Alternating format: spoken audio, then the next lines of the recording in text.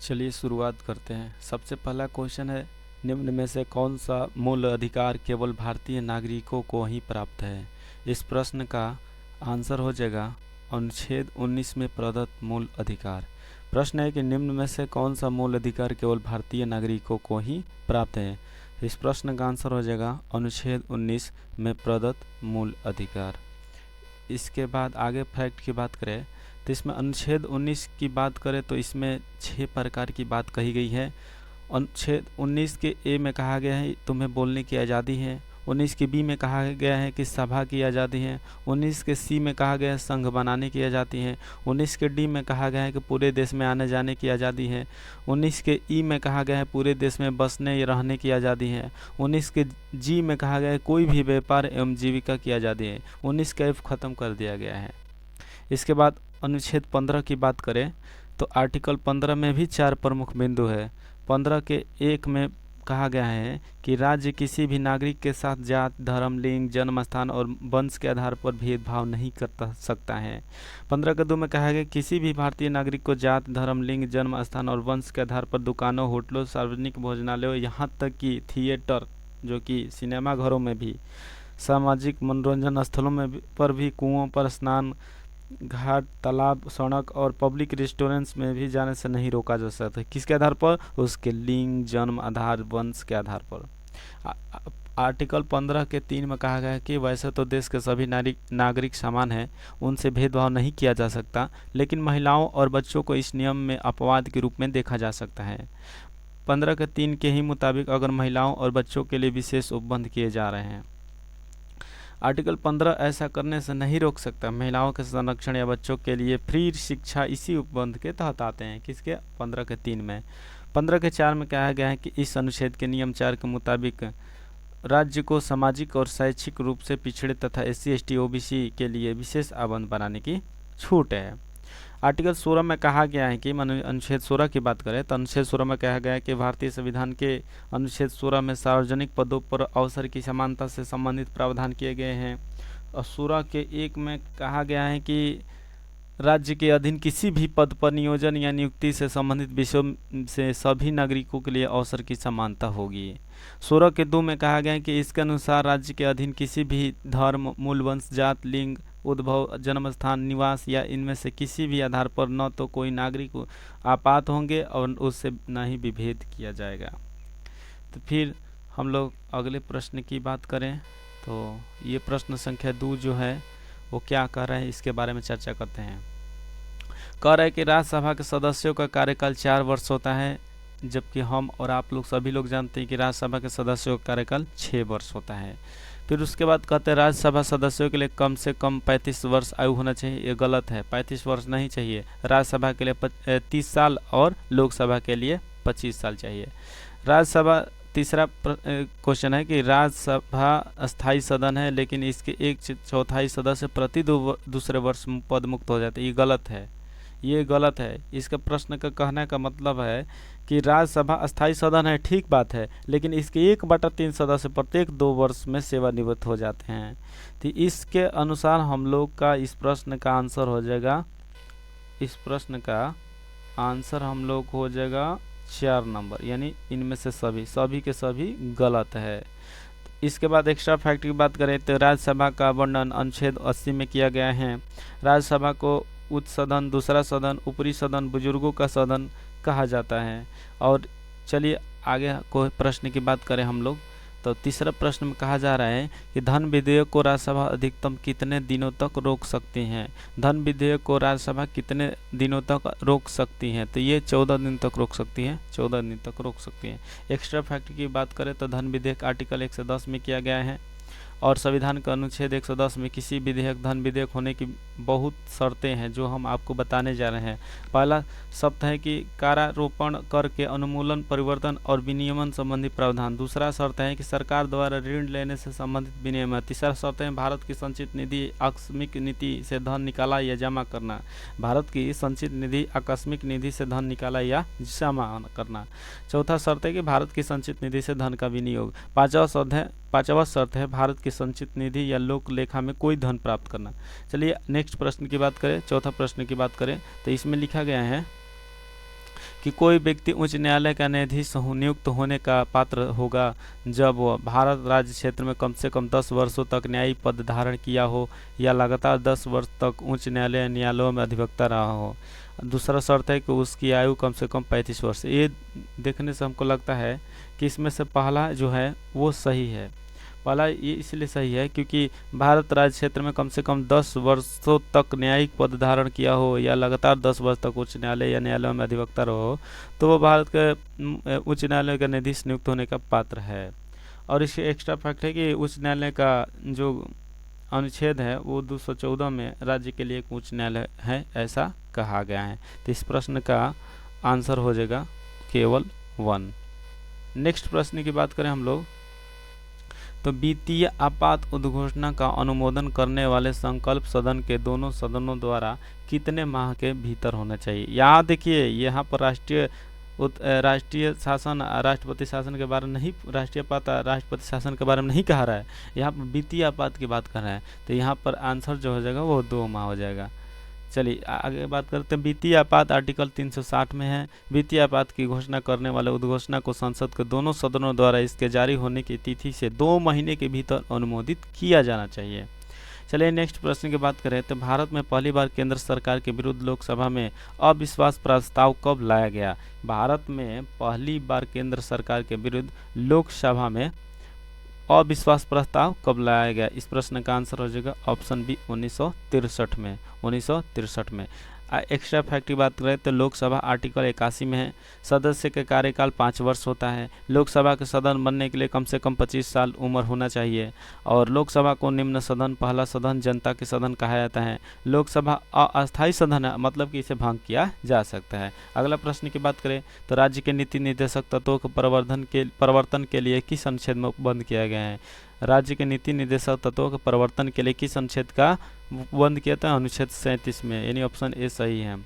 चलिए इससे बात करें तो आर्टिकल 37 जो है भाग 4 किसी भी न्यायालय में परिवर्तनीय नहीं होगा। आगे हम बात करें तो ये डीपीएसपी जो है भाग 4 में है और ये इसका अनुच्छेद जो है 36 से 51 तक है। तो आर्टिकल 36 में कहा गया है कि राज्य की परिभाषा का वर्णन किया गया है। आर्टिकल 37 में बता दें आपको कि नीति निर्देशक तत्व के हनन होने पर न्यायालय की शरण संभव नहीं है, आप न्यायालय नहीं जा सकते हैं। आर्टिकल 38 में कहा गया है कि लोक कल्याणकारी राज्य तथा उसकी नीतियों का वर्णन किया गया है। आर्टिकल 39 में किया गया है कि राज्य भौतिक और अभौतिक साधनों के संकेंद्रण को रोकेगा। राज्य महिलाओं व बालकों और पुरुषों को सभी अवस्था ध्यान रखेगा। सामान्य कार्य के लिए समान वेतन की व्यवस्था रखी गई है। 39 के कॉम में कहा गया कि निःशुल्क विधिक सहायता प्राप्त करने का अधिकार भी है। आर्टिकल 40 की बात करें तो इसमें कहा है कि ग्राम पंचायत का गठन किया गया। प्रश्न संख्या 8 की बात करें तो चेलैया समिति का गठन किस वर्ष किया गया था। चेलैया समिति का गठन किस वर्ष किया गया था। इस प्रश्न का आंसर हो जाएगा ऑप्शन बी 1991 में। नेक्स्ट प्रश्न है कि निम्न में से किस क्रांति का संबंध कोको उत्पादन या चमड़ा उत्पादन से है। निम्न में से किस क्रांति का संबंध कोको उत्पादन या चमड़ा उत्पादन से है। तो इस प्रश्न का आंसर हो जाएगा ऑप्शन ए भूरी क्रांति। ऑप्शन है भूरी क्रांति। तो अब नेक्स्ट जो है काली क्रांति की बात करें तो इसमें पेट्रोलियम और कच्चे तेल उत्पादन के बारे में कहा गया है। धूसर क्रांति की बात करें या ग्रे क्रांति की तो इसमें उर्वरक उत्पादन की बात किया गया है। गोल्डन क्रांति की बात करें तो इसमें बागवानी और शहद उत्पादन की बात की गई। नेक्स्ट प्रश्न की बात करें, अगला प्रश्न की बात करें तो इसमें से कहा गया है कि एक धन जो आसानी से विदेश से आता है लेकिन आसानी से चला जाता है, इसे किस प्रकार से जाना जाता है। एक धन जो आसानी से विदेश से आता है लेकिन आसानी से ही चला जाता है, इसे किस प्रकार से जाना जाता है। इसको हम जानते हैं कि इसे हॉट मनी से कहा जाता है। Hot money. चलिए आगे बात करें तो हार्ड मनी जो है सरकार द्वारा दी जाने वाली नियमित फंडिंग या भुगतान करने की एक श्रृंखला का वर्णन करने वाली है हार्ड मनी। अब सॉफ्ट मनी की बात करें तो ऐसी मुद्रा जो अन्य मुद्राओं की तुलना में अपनी वैल्यू को बनाए रखने के लिए संघर्ष करती रहती है। ऐसी मुद्रा जो अन्य मुद्राओं की तुलना में अपनी वैल्यू के बनाए रखने के लिए संघर्ष करती रहती है। और चीप मनी की बात करें, सस्ती मनी की बात करें तो चीप मनी का अर्थ है लो रेट ऑफ इंटरेस्ट, मतलब कि सस्ती दर पर ब्याज को देना, लो रेट ऑफ इंटरेस्ट।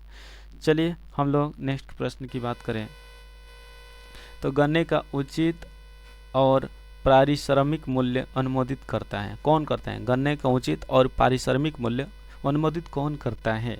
इस प्रश्न का आंसर हो जाएगा ऑप्शन ए, आर्थिक मामलों पर कैबिनेट मंत्री। आर्थिक मामलों पर कैबिनेट मंत्री। चलिए नेक्स्ट प्रश्न की बात करें तो असहयोग आंदोलन में कौन सा कार्यक्रम शामिल नहीं है? असहयोग आंदोलन में कौन सा कार्यक्रम शामिल नहीं है? तो इसका क्या हो जाएगा आप बताइए। तो हमको लगता है कि सरकारी वाहनों से यात्रा करने पर पाबंदी, यही जो प्रश्न का आंसर है। सरकारी वाहनों से यात्रा करने पर पाबंदी नहीं थी। अब चलिए आगे प्रश्न की बात करें तो दांडी मार्च की समाप्ति किस तिथि को हुई थी? अब देखते ही प्रश्न 12 मार्च 1930 मत लगा दीजिएगा, पहले पढ़िए क्या लिखा है। दांडी मार्च की समाप्ति की बात करें किस तिथि को हुई थी? तो इस प्रश्न का आंसर है 6 अप्रैल 1930। 6 अप्रैल 1930। इसके प्रारंभ की बात करें तो 12 मार्च 1930 में हुई थी, मैंने शुरुआत इसकी जो है 12 मार्च 1930 की हुई थी। और गांधी जी ने अपने 78 भरोसेमंद स्वयंसेवकों के साथ 240 माइल या 360 किलोमीटर की यात्रा साबरमती आश्रम से दांडी तक, जिसे उस समय नवसारी कहा जाता था, किया था। टोटल यात्रा में लगने वाला समय जो है 24 दिन का लगा था। अब नेक्स्ट प्रश्न की बात करें हम लोग कि गांधी जी के जीवन काल में घटी निम्न घटनाओं का कालक्रम सही नहीं है। तो यहाँ पर चोरी घटना जो है 5 फरवरी 1922 को, ये तो सही है। चोरी घटना 5 फरवरी 1922 को, ये तो सही है। द्वितीय गोलमेज सम्मेलन 7 सितंबर 1931, ये भी सही है। पुनः समझौता 24 सितंबर 1932, ये भी सही है। लेकिन भारत छोड़ो आंदोलन जो है 23 मार्च 1942 को नहीं हुआ था, ये हुआ था 8 अगस्त 1942 को। अब देखिए 8 अगस्त 1942 तो हम बोल दिए, लेकिन ये प्रश्न जो है बिहार पुलिस में पूछा गया था और CSBC ने इसका उत्तर 8 अगस्त मिला। लेकिन अन्य स्रोतों में इसका जो तो स्थापना है, मतलब भारत छोड़ो आंदोलन जो है, ये 9 अगस्त भी मिलता है कहीं मैंने, मतलब कि 9 अगस्त 1942 भी मिलता है, लेकिन CSBC ने इसका उत्तर 8 अगस्त माना था। चलिए अगला प्रश्न की बात करें हम लोग कि आज़ाद हिंद फौज के साथ सुभाष चंद्र बोस ने सिंगापुर में स्वतंत्र भारत की अस्थायी सरकार का गठन कब किया था? आज़ाद हिंद फौज के साथ सुभाष चंद्र बोस ने सिंगापुर में स्वतंत्र भारत की अस्थायी सरकार का गठन कब किया था? तो इस प्रश्न का आंसर हो जाएगा ऑप्शन बी, 21 अक्टूबर 1943। 21 अक्टूबर 1943। अन्य प्रश्न के आगे फैक्ट की बात करें तो आज़ाद हिंद फौज जो है इसकी स्थापना 1942 में हुआ था, रास बिहारी बोस द्वारा की गई थी, जिसको अंततः आज़ाद हिंद फौज का नियंत्रण स्थानांतरित सुभाष चंद्र बोस को कर दिया गया। ये फौज 21 मार्च 1944 को दिल्ली चलो नारे के साथ भारत आई थी। अब उसके बाद इसके अगले प्रश्न की बात करें, इसमें लिखा गया है कि सती प्रथा का उन्मूलन कितने नियमों के द्वारा किया गया? तो सती प्रथा का उन्मूलन कब किया गया था? तो ये देखिए इस प्रश्न का आंसर हो जाएगा ऑप्शन बी, 1829 के नियम 17 के द्वारा। 1829 के नियम 17 के द्वारा। चलिए आगे प्रश्न की बात करें तो इसमें कहा गया है सती प्रथा के उन्मूलन में एक्स्ट्रा फैक्ट की बात करें तो 1829 के नियम 17 के द्वारा सती एक ऐतिहासिक हिंदू प्रथा थी, जिसमें एक विधवा ने अपने मृत पति की चिता पर बैठकर अपनी बलि दे दी थी। और बंगाल सती नियम, जिसने ब्रिटिश भारत के सभी अदालतों में सती प्रथा पर प्रतिबंध लगा दिया था, 4 दिसंबर 1829 को तत्कालीन गवर्नर विलियम बेंटिक द्वारा पारित किया गया था। चलिए नेक्स्ट प्रश्न की बात करें तो बहावियों के विद्रोह को कुचलने का श्रेय किस गवर्नर जनरल को जाता है? बहावियों के विद्रोह को कुचलने का श्रेय किस गवर्नर जनरल को जाता है? तो इस प्रश्न का आंसर हो जाएगा ऑप्शन बी, लॉर्ड एल्गिन प्रथम। लॉर्ड एल्गिन प्रथम। इसका कार्यकाल की बात करें तो इसका कार्यकाल था 1862 से 63। 1862 से 63। अब हम लॉर्ड हार्डिंग प्रथम की बात करें तो इसका कार्यकाल 1844 से 48 था। लॉर्ड हार्डिंग प्रथम का 1844 से 48 था। अब इसके बारे में बात करें 23 दिसंबर 1912 को लॉर्ड हार्डिंग पर दिल्ली में बम फेंकने पर 19 मई 1915 को अम्बाला की सेंट्रल जेल में फांसी की सजा दी गई और 4 लोगों को दोषी ठहराया गया, जिसमें शहीद बाल मुकुंद थे, शहीद अमीर चंद थे, अवध बिहारी थे और शहीद बसंत कुमार थे। लेकिन बम फेंका किसने? ये तो मैंने दोषी ठहराए गए ये 4 लोग, लेकिन बम फेंका था रास बिहारी बोस ने। और सर जॉन सोन्स की बात करें तो सर जॉन सोन्स जो है इसका कार्यकाल 1864 से 1869 था। इसके प्रमुख घटनाएं जो थे 1864 में भूटान के साथ युद्ध हुआ था और 1865 में कलकत्ता, मद्रास, बम्बई में उच्च न्यायालय की स्थापना की गई थी। किसके काल में? सर जॉन शोर के काल में 1865 में कलकत्ता, मद्रास, मुंबई में उच्च न्यायालय की स्थापना की गई थी। अब लॉर्ड नॉर्थब्रुक की बात करें, लॉर्ड नॉर्थब्रुक की बात करें हम लोग, तो ये जो है इसका कार्यकाल 1872 से 76 था। इसके काल में बंगाल में भयंकर अकाल पड़ा। पंजाब का प्रसिद्ध कुका आंदोलन इसी के समय हुआ। इसी के समय में स्वेज नहर खुल जाने से भारत व ब्रिटेन के बीच व्यापार में वृद्धि हुई। चलिए हम लोग अगले प्रश्न की बात करें, जो कि है प्रश्न संख्या 18। त्रिपक्षीय संघर्ष में निम्न में से कौन सा राजवंश शामिल नहीं था? त्रिपक्षीय संघर्ष में निम्न में से कौन सा राजवंश शामिल नहीं था? तो इसमें पल्लव नहीं थे, बाकी पाल, प्रतिहार, राष्ट्रकूट ये थे। अब लोग इम्पोर्टेंट की पॉइंट की बात करें तो त्रिपक्षीय संघर्ष जो है पाल, प्रतिहार और राष्ट्रकूट कनौज पर कंट्रोल के लिए लड़े थे। पाल, प्रतिहार और राष्ट्रकूट कनौज पर कंट्रोल करने के लिए लड़े थे। इसे त्रिपक्षीय संघर्ष के नाम से जाना जाते हैं। कनौज यूपी में स्थित एक शहर है। कनौज के लिए त्रिपक्षीय संघर्ष जो है बहुत से कारणों के बीच हुआ था, जो कि बता रहे हैं कि बंगाल के पाल, मध्य भारत के प्रतिहार और दक्कन के राष्ट्रकूट। बंगाल के पाल, मध्य भारत के प्रतिहार और दक्कन के राष्ट्रकूट। और त्रिपक्षीय संघर्ष जो है अंततः नागभट्ट द्वितीय गुर्जर प्रतिहार शासक के पक्ष में समाप्त हुआ। संघर्ष 200 वर्षों तक चलता रहा और उन सभी को कमजोर कर दिया जिसने उन्हें उखाड़ फेंकने के लिए तुर्कों का समर्थ बनाया था। चलिए नेक्स्ट प्रश्न की बात करें तो सिंधु घाटी सभ्यता के अंतर्गत शवों को दफनाने के अवशेष मिले। इसमें शवों का सिर किस दिशा में मिले हैं? और सिंधु घाटी सभ्यता के अंतर्गत शवों को दफनाने के अवशेष मिले हैं। इसमें शवों के सिर किस दिशा में रखे गए हैं? तो ये उत्तर दिशा में रखते हैं, उत्तर दिशा में। और हम लोग नेक्स्ट प्रश्न की बात करें तो किस बौद्ध संगीति में बौद्ध धर्म का 2 संप्रदायों में विभाजन हो गया था? किस बौद्ध संगीति में बौद्ध धर्म का 2 संप्रदायों में विभाजन हो गया था? ये चतुर्थ बौद्ध संगीति थी, चतुर्थ बौद्ध संगीति। तो हम लोग बौद्ध धर्म से संक्षिप्त जानकारी को प्राप्त करते हैं, जिसमें इसके संस्थापक जो थे गौतम बुद्ध थे। इनका बचपन का नाम सिद्धार्थ था। इनका जन्म 563 ईसा पूर्व में लुम्बिनी नेपाल में हुआ था और निधन इनका 483 ईसा पूर्व में कुशीनगर यूपी में हुआ था। इनकी माता जो थी माया देवी थी। इनके पिता जो सुदोधन थे और पुत्र इनका राहुल था। पहला उपदेश ये सारनाथ में थे पहला उपदेश इसने सारनाथ में दिए थे और जिसे धर्म चक्र परिवर्तन कहा जाता है, बुद्ध को लाइट ऑफ एशिया कहा जाता है। इन्होंने विश्व दुखों से भरा है भी कहा था। और इनके 4 जो बौद्ध संगीतियाँ थे उसके बारे में चर्चा कर ले तो 483 में ये राजगिरी में पहली बौद्ध संगीति किए थे, किसके शासनकाल में? अजातशत्रु के शासनकाल में, और अध्यक्ष उस समय महाकश्यप थे। उसके बाद 383 में किए थे, जो कि वैशाली जगह पे किए थे, और उसके शासनकाल जो राजा था वो कालाशोक था और इसके अध्यक्ष थे साबाकामी थे। उसके बाद 255 में किए थे और उसके समय पाटलिपुत्र में उस समय हुआ था और उसके शासनकाल में शासक थे अशोक थे और अध्यक्ष मोगलीपुत्र तीसम थे। उसके बाद पहली सदी में किया था, जो कि कुंडनवन कश्मीर में कनिष्क के शासनकाल में, और वहाँ पर अध्यक्ष जो थे वसुमित्र और उपाध्यक्ष जो थे अश्वघोष थे। लेकिन अब जो कनिष्क के ही समय में ये चौथी बौद्ध संगीति थी और जो बौद्ध धर्म का है 2 संप्रदायों में विभाजन हो गया। तो इस प्रश्न का आंसर हम बता चुके हैं, तो इसका चतुर्थ बौद्ध संगीति थी। और हम लोग नेक्स्ट प्रश्न का बात करें तो महावीर स्वामी को किस नदी के तट पर कैवल्य की प्राप्ति हुई, यानी ज्ञान की प्राप्ति हुई? तो ये ऋजुपालिका नदी किनारे प्राप्त हुई थी, ऋजुपालिका नदी। महावीर स्वामी को किस नदी के तट पर कैवल्य की प्राप्ति हुई थी? तो ये ऋजुपालिका नदी के तट पर प्राप्त हुई थी। तो संक्षिप्त जीवन परिचय इनके बारे में बात कर लेंगे भी। तो महावीर स्वामी के बचपन का नाम वर्धमान था।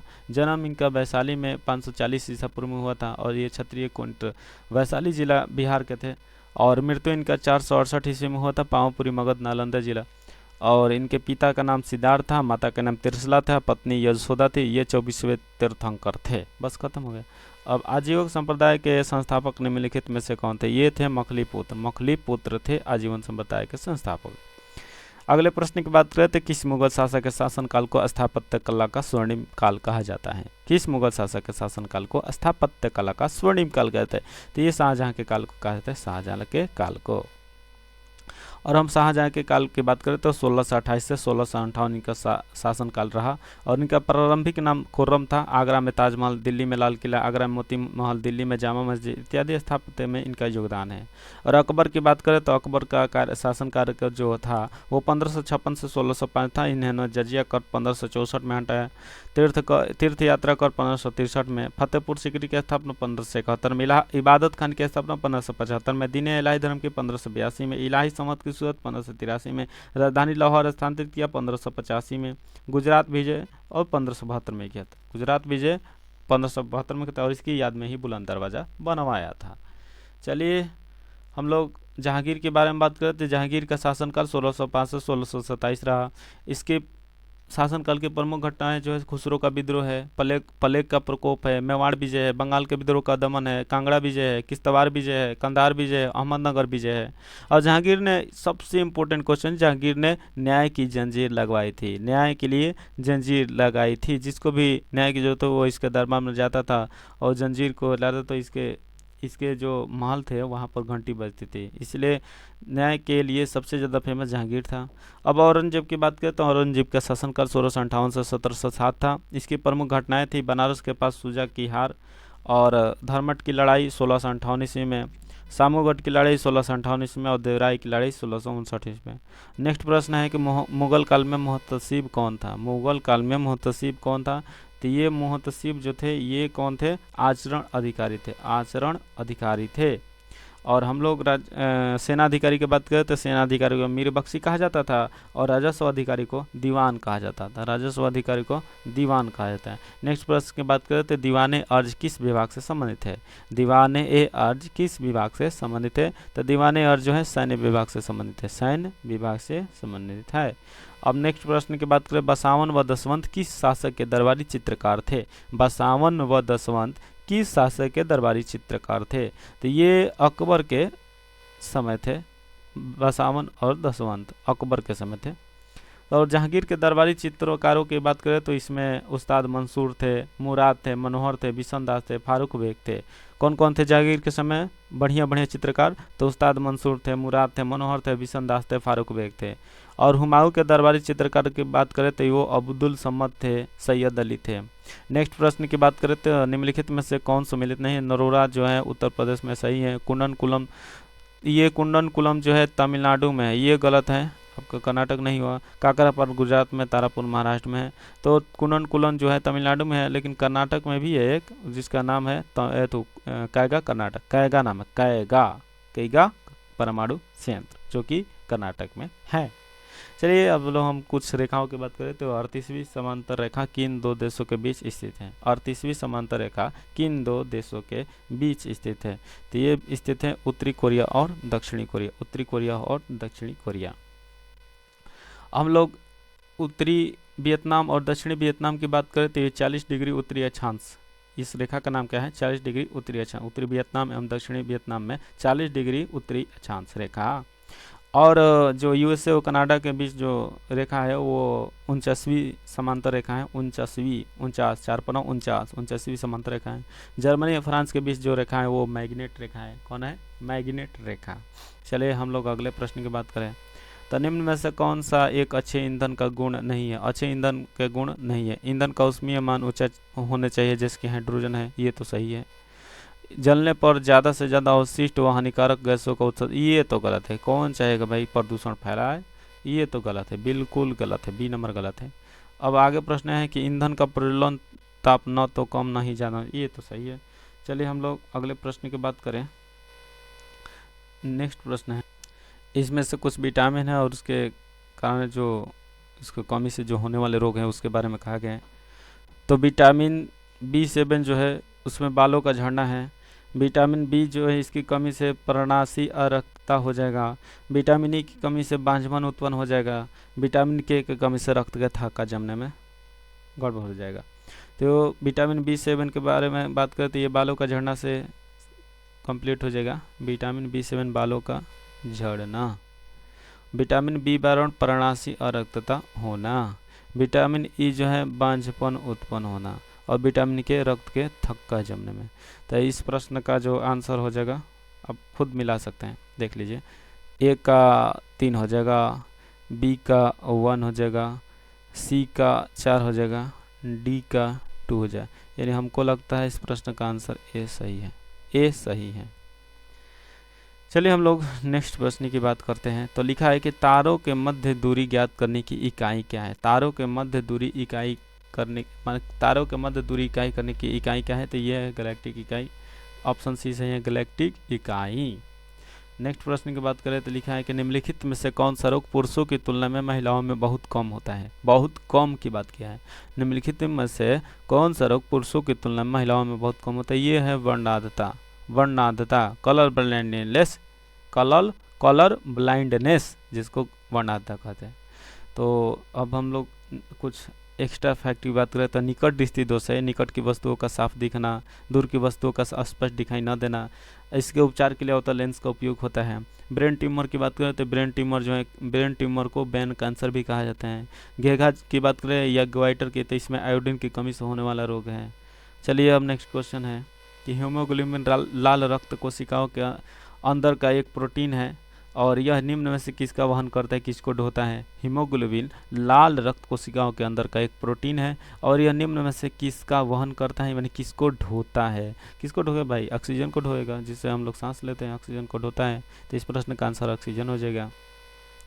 नेक्स्ट प्रश्न है कि किसी पदार्थ को एक अवस्था से दूसरी अवस्था में बिना तापमान में बदलाव के परिवर्तन होने के लिए आवश्यक ऊष्मा की मात्रा क्या है। किसी पदार्थ को एक अवस्था से दूसरी अवस्था में बिना तापमान में बदलाव के परिवर्तन होने के लिए आवश्यक ऊष्मा की मात्रा क्या है, तो ये आपका लैटेंट हीट कहते हैं, लैटेंट हीट कहते हैं, गुप्त ऊष्मा, गुप्त ऊष्मा।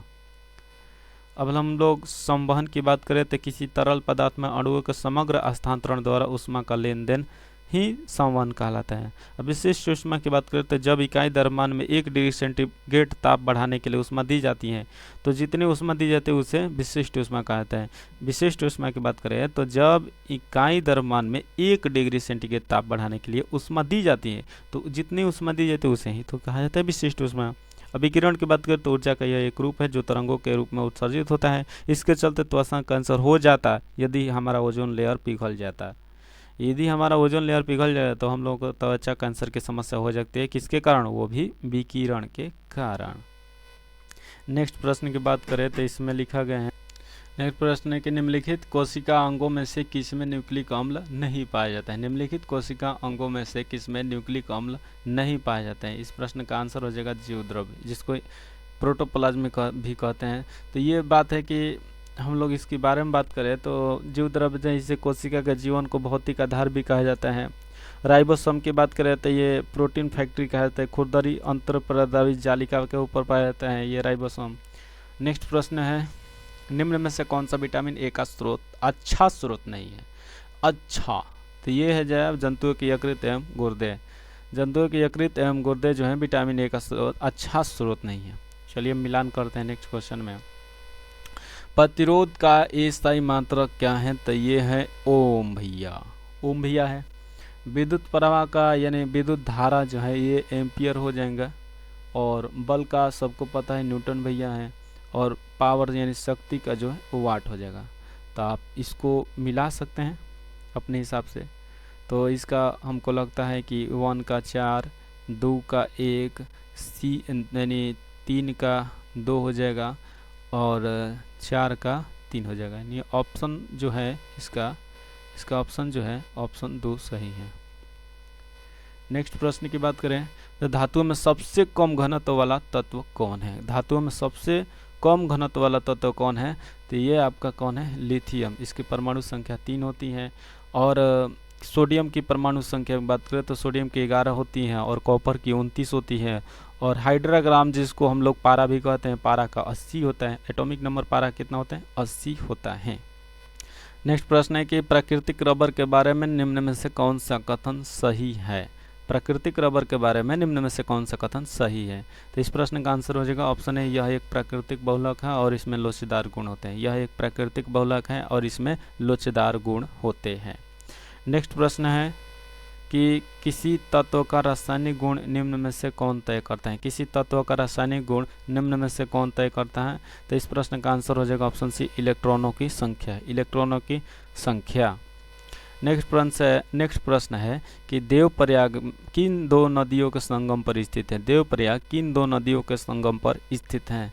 तो इस प्रश्न का आंसर भागीरथी और अलकनंदा, भागीरथी और अलकनंदा। थोड़ा इसके पीछे के बारे में हम लोग चर्चा करते हैं। तो उत्तराखंड एक राज्य है, उत्तराखंड में आपको यमुनोत्री हिमानी मिलेगा। यमुनोत्री हिमानी के किस साइड में? पूर्व साइड में आपका गंगोत्री हिमानी मिलेगा।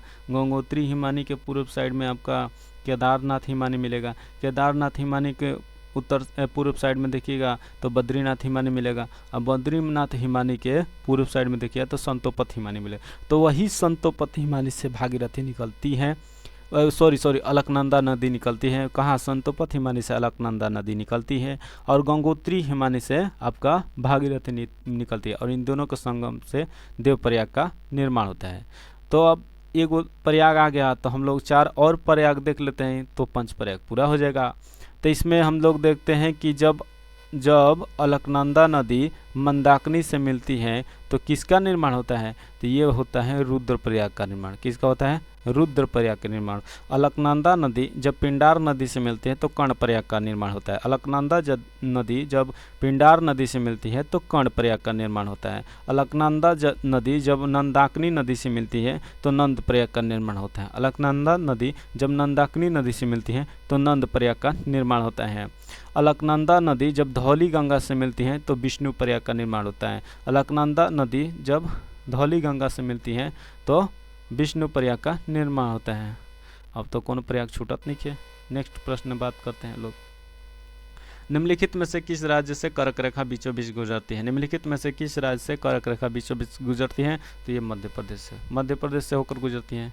नेक्स्ट प्रश्न है कि निम्नलिखित में से कहाँ सर्वाधिक जैव विविधता पाई जाती है? निम्नलिखित में से कहाँ सर्वाधिक जैव विविधता पाई जाती है? तो ये उष्णकटिबंधीय वर्षावन में पाई जाती है। निम्नलिखित प्रश्न है कि निम्नलिखित में से कौन सुमेलित नहीं है? तो ये बांधवगढ़ जो है मध्य प्रदेश में है, ये तो सही है। बांधवगढ़ राष्ट्रीय उद्यान मध्य प्रदेश में, ये तो सही है। रोहिला राष्ट्रीय उद्यान गुजरात में, ये गलत है क्योंकि रोहिला राष्ट्रीय उद्यान जो हिमाचल प्रदेश में, कहाँ है? हिमाचल प्रदेश में। नेक्स्ट प्रश्न है कि बांदीपुर, बनेरघट्टा जो है, नागरहोल, ये सब कर्नाटक में है। बांदीपुर कहाँ है? कर्नाटक में। सिमलीपाल जो भीतरकनिका, ये सब जो है उड़ीसा में। सिमलीपाल हो गया, भीतरकनिका है, ये सब कहाँ है? उड़ीसा में। तो इस प्रश्न का हम लोग का आंसर कौन हो जाएगा? ऑप्शन बी, रोहिला राष्ट्रीय उद्यान, जो कि गुजरात में नहीं है। कहाँ है? हिमाचल प्रदेश में। चलिए नेक्स्ट प्रश्न की बात करें तो निम्नलिखित में से कौन सी है? 45 नंबर प्रश्न जो है वो बोल रहा है कि निम्नलिखित में से कौन शीत महासागरीय जलधारा नहीं है? तो ये इस प्रश्न का आंसर हो जाएगा ऑप्शन डी, अलगुहास। कौन हो जाएगा? अलगुहास। अलगुहास के बारे में चर्चा करें तो दक्षिण पश्चिमी हिंद महासागर से दक्षिणी अफ्रीका का पूर्वी तट ऊपर से नीचे की ओर बहने वाली गर्म पानी की जलधारा है। कैसी जलधारा है? गर्म पानी की जलधारा है। दक्षिण पश्चिमी हिंद महासागर से दक्षिण अफ्रीका के पूर्वी तट से ऊपर से नीचे की ओर बहने वाली गर्म पानी की धारा है। तो इसीलिए इस प्रश्न का आंसर ऑप्शन डी हो जाएगा, अलगुहास।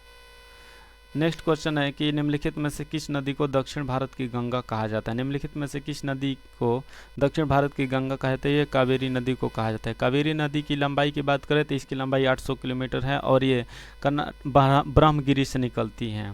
गोदावरी नदी की बात करें तो गोदावरी नदी की लंबाई 1465 किलोमीटर है और गोदावरी नदी महाराष्ट्र के नासिक के त्र्यंबकेश्वर से निकलती है। कृष्णा नदी की बात करें तो कृष्णा नदी की लंबाई 1400 किलोमीटर है और जो है कृष्णा की सहायक नदियों की बात करें तो कृष्णा नदी की सहायक नदियों की बात करें तो इसमें कोयना, मूसी, भीमा, घाटप्रभा, मालप्रभा, पंचगंगा, दूधगंगा, तुंगभद्रा आ जाएगी और कृष्णा नदी महाबलेश्वर से निकलती है। और गोदावरी नदी की सहायक नदी की बात करें, जब कृष्णा की बात कर ही दी है तो गोदावरी की भी सहायक नदी की बात कर लेते हैं। तो गोदावरी नदी की सहायक नदी वेनगंगा, पेनगंगा, पूर्णा, प्रवर, वर्धा, ये सब आ जाएगी। कौन कौन? वेनगंगा, पेनगंगा, पूर्णा, प्रवर। अब नेक्स्ट क्वेश्चन है, हम लोग नेक्स्ट क्वेश्चन की बात करें तो प्रशांत महासागर के क्षेत्र में रिंग ऑफ फायर किस लिए जाना जाता है? प्रशांत महासागर क्षेत्र में रिंग ऑफ फायर किस लिए जाना जाता है? तो ये भूकंप और ज्वालामुखी दोनों के लिए जाता है। भूकंप और ज्वालामुखी दोनों के लिए जाना जाता है। तो इस प्रश्न का आंसर हो जाएगा ऑप्शन बी, 1 और 2। कौन हो जाएगा? 1 और 2। नेक्स्ट क्वेश्चन बात करें, सॉरी, निम्नलिखित में से कौन सुमेलित नहीं है? निम्नलिखित में से कौन सुमेलित नहीं है? तकलामाकान जो है ये चाइना में स्थित है। थार मरुस्थल जो है वो भी भारत में स्थित है। अटकामा जो है चिली में स्थित है। लेकिन गिब्सन अफ्रीका में स्थित नहीं है। गिब्सन जो है ऑस्ट्रेलिया में स्थित है। कहाँ है गिब्सन? ऑस्ट्रेलिया में स्थित है। इसीलिए इस प्रश्न का आंसर जो हो जाएगा ऑप्शन डी हो जाएगा, गिब्सन, जो कि ऑस्ट्रेलिया में। नेक्स्ट क्वेश्चन है कि प्रतिरोधात्मक या घर्षणात्मक बेरोजगारी है। प्रतिरोधात्मक या घर्षणात्मक बेरोजगारी कौन है? तो इस प्रश्न का आंसर हो जाएगा ऑप्शन सी, जिसमें लिखा है कि व्यवसाय या रोजगार परिवर्तन की प्रक्रिया के दौरान श्रमिक या व्यक्ति का कुछ समय के लिए बेरोजगार हो जाना। कुछ समय के लिए बेरोजगार हो जाना। व्यवसाय या रोजगार परिवर्तन की प्रक्रिया के दौरान श्रमिक या व्यक्ति कुछ समय के लिए बेरोजगार, जैसे में कि हम लोग एक नौकरी कर रहे हैं लेकिन इससे बेहतर हम लोग को ऑफ़र मिला, और हम वहाँ चले गए और हम लोग को मतलब कुछ जचा नहीं है, फिर यहाँ आए तो हम लोग के ये कंपनी कोई दूसरा एम्प्लॉय रख लिया है, तो इसलिए हम थोड़ा बेरोजगार हो जाते हैं। यही इस बात की कर रहे हैं यहाँ पर। नेक्स्ट प्रश्न की बात करें तो न्यूनतम समर्थन मूल्य के बारे में निम्नलिखित कथनों पर विचार करें। न्यूनतम समर्थन मूल्य के बारे में निम्नलिखित कथनों पर विचार करें। तो इस प्रश्न का आंसर जो हो जाएगा 1 और 2 दोनों हो जाएगा, यानी कि ऑप्शन सी सही है, क्योंकि इसमें न्यूनतम समर्थन मूल्य एमएसपी जो है आर्थिक मामलों की मंत्रिमंडलीय समिति द्वारा प्रस्तावित की जाती है और न्यूनतम समर्थन मूल्य कृषि लागत एवं मूल्य आयोग द्वारा अनुमोदित की जाती है। न्यूनतम समर्थन मूल्य आर्थिक मामलों की मंत्रिमंडलीय समिति द्वारा प्रस्तावित की जाती है और न्यूनतम समर्थन मूल्य कृषि लागत एवं मूल्य आयोग द्वारा अनुमोदित की जाती है।